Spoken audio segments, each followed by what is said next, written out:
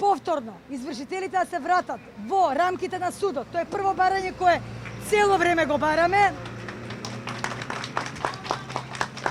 Затоа што на тој начин сигурна сум дека ќе имаме поправични судења, дека ќе имаме поправични процеси и ќе дојдеме колку толку повеќе до правда.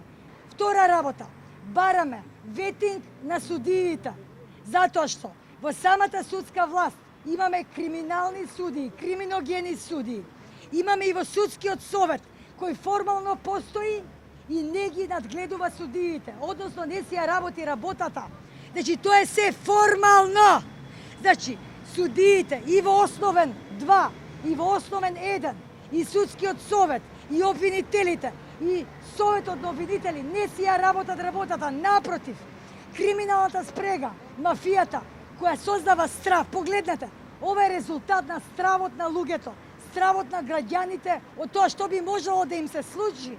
Кога некој би ги видел, ете, би им го зел имотот, сега лицитираат станови, земаат имоти, уништуваат човечки животи. Постои организиран криминал помеѓу доверителите и институциите на системот за фиктивни фалсификувани побарувања во оваа држава. Недозволиво е регулаторната комисија да носи цена за струја која е поголема за 7,4% и да се однесува само на граѓаните. Дали сме ние социјална држава или сме ние заробеници на системот кој треба да ги финансираме неработниците, паразитите и оние кои ги трпаат огромните суми и примања во собствените джепови.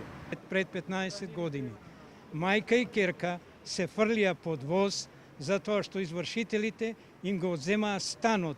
Жената се обиде да направи бизнис, сладкарница, да производи сладки работи, не успеа. Банката, судот и извршителите не се расплакаа, туку им го земаа имотот. Мајката и ќерката заедно се фрлија под воз.